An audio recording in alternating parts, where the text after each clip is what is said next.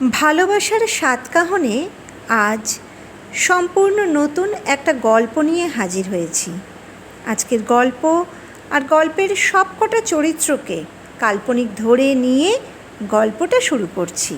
মোনালি, বয়স 29 বছর, সুন্দরী, শিক্ষিত, প্রাইমারি স্কুলে চাকরি করে। মোনালি বই পড়তে খুব ভালোবাসে।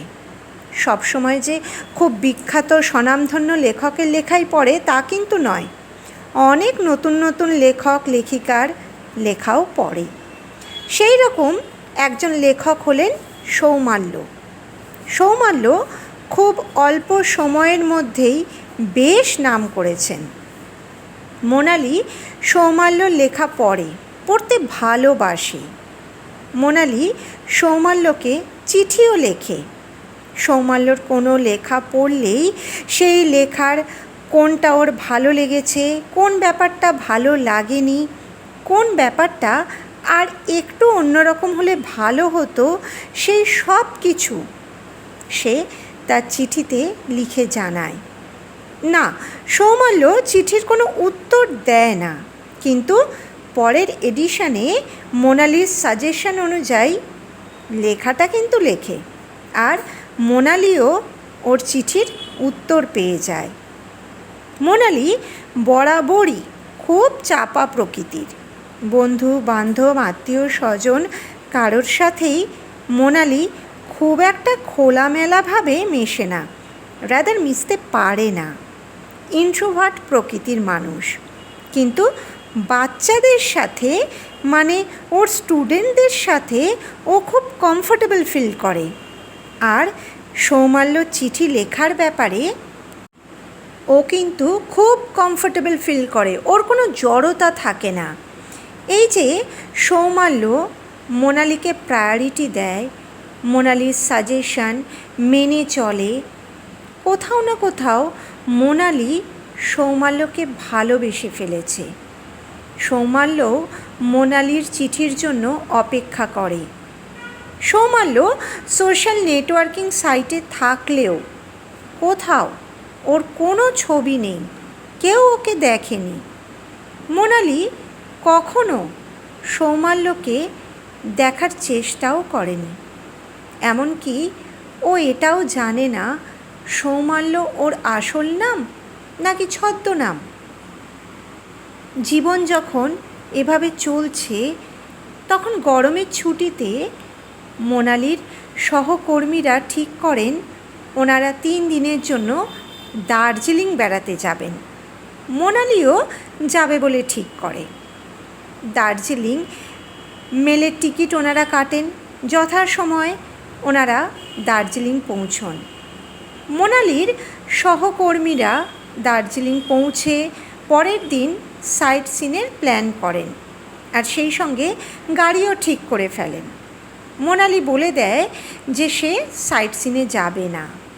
পরের দিন মোনালির সহকর্মীরা সাইট সিনে বেরিয়ে গেলে মোনালি ম্যাল থেকে মহাকাল মন্দিরের দিকে হাঁটতে থাকে।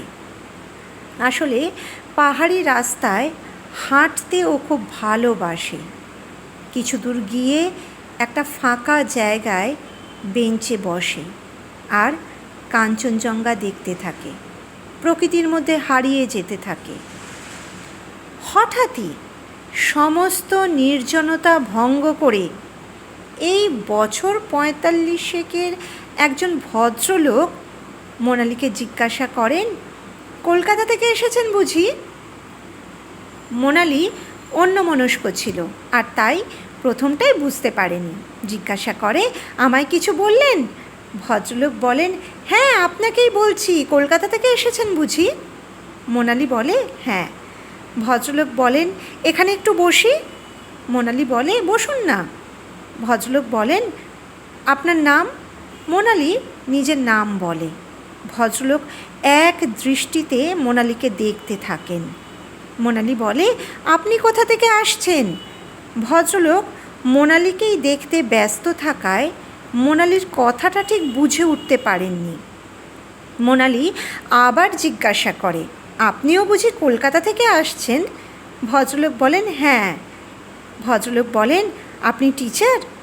মোনালি বলে, আপনি কি করে জানলেন? ভদ্রলোক হাসেন, বলেন, টিচারদের দেখলেই বোঝা যায়। এরপর ভদ্রলোকের সাথে মোনালির দীর্ঘক্ষণ কথা হতে থাকে। সময়ের দিকে কোনো খেয়ালই থাকে না। হঠাৎই ভদ্রলোক বলেন, এবার আসি। আমার স্ত্রী, পুত্র, শ্বশুর, শাশুড়ি এতক্ষণে সাইট সিন দেখে হয়তো হোটেলে ফিরে এসেছেন। মোনালি বলে, হ্যাঁ আমিও যাই, আমার সহকর্মীরাও হয়তো এতক্ষণে ফিরে এসেছেন। ভদ্রলোক বলেন, কাল আবার এই সময় এখানেই আসব। জায়গাটা বেশ ভালো, বেশ নির্জন। আমি আবার কোলাহল খুব একটা পছন্দ করি না, জানেন তো। পরের দিন মোনালিও সেখানে আসে। দীর্ঘক্ষণ ওদের মধ্যে কথা হতে থাকে। মনেই হয় না সবেমাত্র ওদের যেন আলাপ হয়েছে। সেটা কোনো অবস্থাতেই ওরা ফিল করে না। ওদের মনে হতে থাকে বহু বছরের যেন ওদের পরিচয়। সময় জ্ঞান থাকে না। চলে যাওয়ার সময় ভদ্রলোক বলেন, এই দুদিন আমি হয়তো আমার জীবনের কোনো দিনও ভুলব না। মোনালি হাসে, বলে, আপনার নামটাই তো জানা হলো না। ভদ্রলোক বলেন, ধরে নিন পল্টু। মোনালি এবার খুব হাসে। ভদ্রলোক বলেন, হাসছেন কেন? মোনালি বলে, না না কিছু না, এমনিই হাসছি, বলে আবার হাসতে থাকে। মোনালি বলে, পল্টু তাহলে এখন আসি, আপনি কিন্তু ভালো থাকবেন। ভদ্রলোকও হাসেন, বলেন, হ্যাঁ আপনিও ভালো থাকবেন। মোনালি কিছুটা এগিয়ে এসেছে। ভদ্রলোক পিছন থেকে বেশ জোরে ডাকে, এই মোনালি। মোনালি পিছন ফিরে তাকায়। ভদ্রলোক বলেন, সৌমাল্যর পরের লেখায় পল্টু নামটা কিন্তু থাকবে। মোনালি হেসে আবার হোটেলের দিকে হাঁটতে থাকে। মিনিট 5 হাঁটার পর ওর মনে হয়, সৌমাল্যর কথা তো আমি ভদ্রলোককে কিছু বলিনি, তাহলে উনি জানলেন কী করে? তাহলে কি উনি? মোনালি ছুটতে ছুটতে আবার সেখানে আসে, কিন্তু কারোর দেখা পায় না। তো বন্ধুরা, আজকের এই গল্পের বিষয় আপনাদের যদি কোনো মতামত থাকে অবশ্যই জানাবেন। ধন্যবাদ।